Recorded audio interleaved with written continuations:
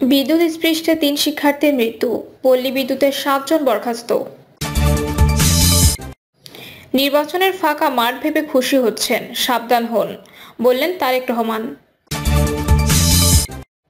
জানাবো আলোচনায় না ভোট, তত্ত্বাবধায়ক ও সংখ্যানুপাতিক নির্বাচন। এবং সর্বশেষ জানাবো ঘন কুয়াশায় ঢাকা কুড়িগ্রাম, তাপমাত্রা 15.6 ডিগ্রি সেলসিয়াস।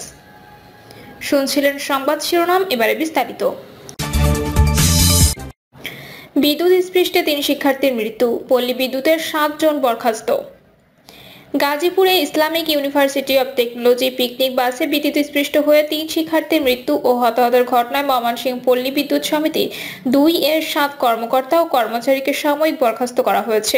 রাত 11:30টায় এই তথ্য নিশ্চিত করেছেন ময়মনসিংহ পল্লী বিদ্যুৎ সমিতি ২ এর জেনারেল ম্যানেজার মোহাম্মদ আকমল হোসেন। তিনি বলেন, সকালে গাজীপুরে আইইউটির পিকনিক বাসে বিদ্যুৎস্পৃষ্ট হয়ে ৩ শিক্ষার্থীর মৃত্যু হয়েছে। এই ঘটনার পরপরই বাংলাদেশ পল্লী বিদ্যুতায়ন বোর্ডের ঊর্ধ্বতন কর্মকর্তা ঘটনাস্থল পরিদর্শন করেন। এদিকে পিকনিকের বাসে দুর্ঘটনা তদন্তে গাজীপুর জেলা প্রশাসনের পক্ষে ৩ সদস্য, বিশ্ববিদ্যালয়ের পক্ষ থেকে ৫ সদস্য বিশিষ্ট তদন্ত কমিটি গঠন করা হয়েছে। নির্বাচনের ফাঁকা মাঠ ভেবে খুশি হচ্ছেন, সাবধান হন, বললেন তারেক রহমান। বিএনপির ভারপ্রাপ্ত চেয়ারম্যান তারেক রহমান বলেছেন, যেসব নেতাকর্মীর নাম সামনে নির্বাচনের ফাঁকা মাঠ ভেবে খুশি হচ্ছেন তারা সাবধান হন, সামনে ভয়ঙ্কর অন্ধকার দেয়াল আছে। বিএনপি নেতাকর্মীদের নামে মামলার বিষয়ে আইনজীবীর প্রশ্নের উত্তরে তারেক রহমান বলেন, স্বৈরাচার পড়ে গেছে, পালিয়ে গেছে, তারা তো বসে নাই, তারা ষড়যন্ত্র করছে। যদি তাদের ষড়যন্ত্র সফল হয় মামলা তো উঠবেই না, বরং নেতাকর্মীদের নামে জ্যামিতিক হারে 20টা মামলা হয়ে যাবে। সেই সম্ভাবনাও আছে। সেই সম্ভাবনাকে যদি নস্যাৎ করে দিতে হয় তাহলে আজকে থেকে আপনাদের প্রত্যেককে সতর্ক হতে হবে। তিনি বলেন, আপনাদের একটাই টার্গেট হতে হবে, জনগণ, জনগণ এন্ড জনগণ। এর বাইরে যদি কিছু চিন্তা করেন তাহলে পতিত স্বৈরাচার সফল হবে।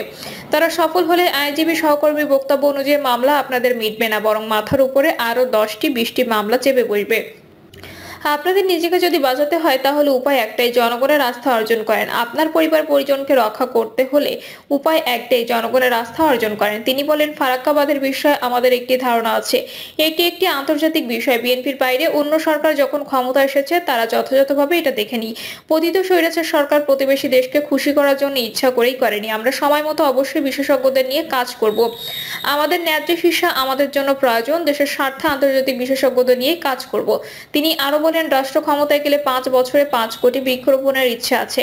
জলবায়ু পরিবর্তনের কারণে সমুদ্রের পানি বাড়ছে, গবেষণা উঠে আসছে, বাংলাদেশের অনেকাংশ অর্ধেক বা তার কম অংশ ডুবে যাওয়ার আশঙ্কা আছে। এই দেশের মানুষকে আমাদের রক্ষা করতে হবে। খালেদা জিয়ার সরকারের সময় আমরা বৃক্ষ মেলা করতাম, আমাদের যেভাবেই হোক এই কর্মসূচি আবার শুরু করতে হবে। সবাইকে উৎসাহ দিতে হবে বৃক্ষরোপণের জন্য। গাছ প্রকৃতির একটি গুরুত্বপূর্ণ অংশ। ব্যক্তিগতভাবে আমার একটা পরিকল্পনা আছে, আগামী দিনে আমরা সুযোগ পেলে 5 বছরে আমরা 5 কোটি বৃক্ষরোপণ করব। আলোচনায় না ভোট, তত্ত্বাবধায়ক ও সংখ্যানুপাতিক নির্বাচন। বিনা প্রতিদ্বন্দ্বিতায় নির্বাচনের সুযোগ রাখতে চায় না সংস্কার কমিশন। এই লক্ষ্যে না ভোট ফিরিয়ে আনার ব্যাপারে আলোচনা চলছে। নির্বাচন কমিশন নিজেই তত্ত্বাবধায়ক সরকার ব্যবস্থা ফিরিয়ে আনতে চাইছে বলে জানিয়েছেন কমিশন সদস্য অধ্যাপক ডক্টর জাহিদুর রহমান। অন্যদিকে সরকারের মেয়াদ 5 বছরের পরিবর্তে 4 বছর করার কথা ভাবছেন সংবিধান সংস্কার কমিশন। সংবিধানের বিষয় হলেও নির্বাচন ব্যবস্থার সঙ্গে সম্পৃক্ত হওয়ায় এ নিয়ে ডক্টর জাহিদের মতামত নেওয়ার জন্য সংবিধান সংস্কার কমিশন তাকেও ডেকেছিল। সংস্কার কমিশন এ পর্যন্ত 6টি মত বিনিময় সভা করেছে। সাংবাদিকদের সঙ্গে মত বিনিময়ের পর কমিশন প্রধান ডক্টর বদিউল আলম মজুমদার বলেন, রাষ্ট্রপতি নির্বাচন সরাসরি হওয়ার কথা আলোচনা হয়েছে। সব নির্বাচন প্রত্যক্ষ হওয়ার কথা বলেছেন কেউ কেউ। স্থানীয় সরকার নির্বাচন নির্দলীয় হওয়ার কথা হয়েছে, সংসদীয় পদ্ধতিতে যেন না হয়।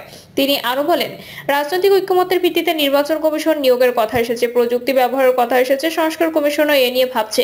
বিশেষ করে প্রবাসীদের ভোটের ব্যাপারে কত শতাংশ ভোট পেলে নির্বাচিত হবেন সে বিষয়ে বলেছেন। না ভোট ফিরিয়ে আনার জন্য বলেছেন, বিনা প্রতিদ্বন্দ্বিতায় যেন কেউ নির্বাচিত না হন সে বিষয়ে আলোচনা হয়েছে। রাষ্ট্রপতি প্রার্থীরা যেন নির্দলীয় হন সে বিষয়ে আলোচনা হয়েছে। বৈঠকে সংখ্যানুপাতিক নির্বাচনের প্রসঙ্গ এসেছে।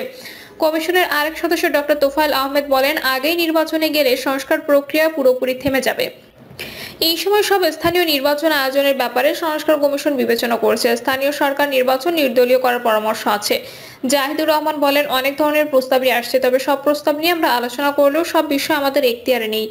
যারা প্রস্তাব করছেন তারা হয়তোবা সংবিধান এবং নির্বাচন কমিশনের ফারাকটা বুঝতে পারছেন না। আমরা যা করতে পারবো তা নির্বাচন কমিশন আইন ও বিধিমালা যা আছে তার উপর সংস্কার।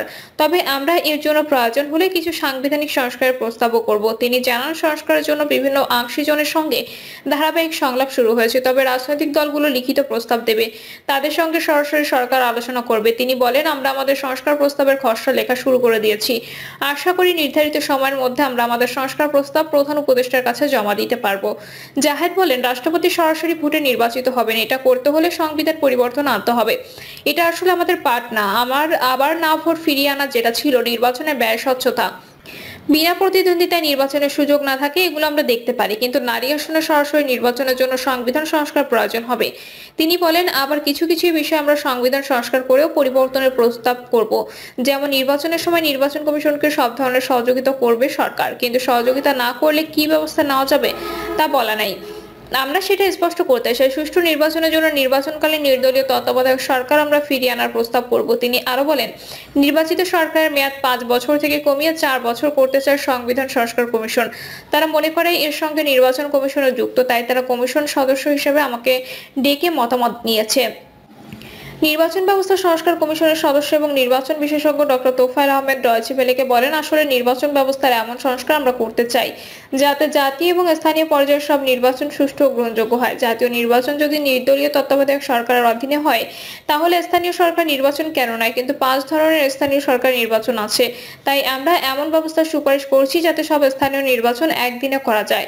নির্বাচন ব্যবস্থার সংস্কার করতে আইনি, সংবিধান সহ অনেক কিছুরই সংস্কার করতে হবে। ফলে সব মিলিয়ে প্রস্তাব করা হবে বলেও জানান ডক্টর তোফায়েল। নির্বাচন কমিশনে এইসব সংস্কার প্রস্তাব নিয়ে বিএনপি যুগ্ম মহাসচিব সৈয়দ ইমরান সালো প্রিন্স বলেন, আওয়ামী লীগ নির্বাচন ব্যবস্থাকে ধ্বংস করছে, তাই আমার দল চাই প্রকৃত গণতান্ত্রিক নির্বাচন ব্যবস্থা সংস্কারের জন্য।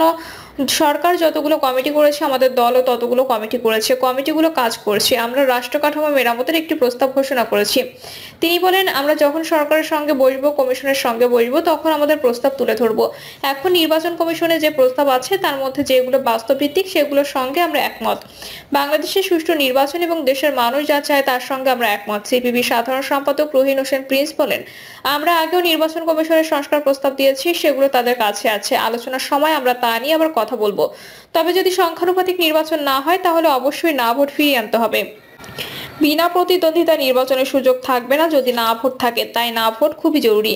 আমরা এর সঙ্গে রিকল ব্যবস্থা চাই। একজন নির্বাচিত হওয়ার পর যদি তিনি মানুষের জন্য কাজ না করেন তাহলে তার পদ ভোটারদের দাবির ভিত্তিতে বাতিল করে ফের নির্বাচন আমরা চাই। তিনি বলেন, রাষ্ট্রপতি পদে সরাসরি নির্বাচন নয়, আমরা সংসদীয় ব্যবস্থায় যেহেতু আছি তাই রাষ্ট্রপতি ও প্রধানমন্ত্রীর ক্ষমতার ভারসাম্য চাই আমরা। আর যদি না ভোট ও রিকল সিস্টেম করা যায় তাহলে বাংলাদেশ বাস্তবতায় প্রধানমন্ত্রী পদের মেয়াদ 5 বছরই ঠিক আছে। নির্বাচন ব্যবস্থা সংস্কার কমিশন ওয়েবসাইট ও ইমেইলের মাধ্যমে মতামত নিচ্ছে। প্রিয় দর্শক, এই ছিল এখনকার সর্বশেষ সংবাদ। আপডেট সব সংবাদ পেতে চ্যানেলটি সাবস্ক্রাইব করে বেল আইকনটি ক্লিক করে রাখুন।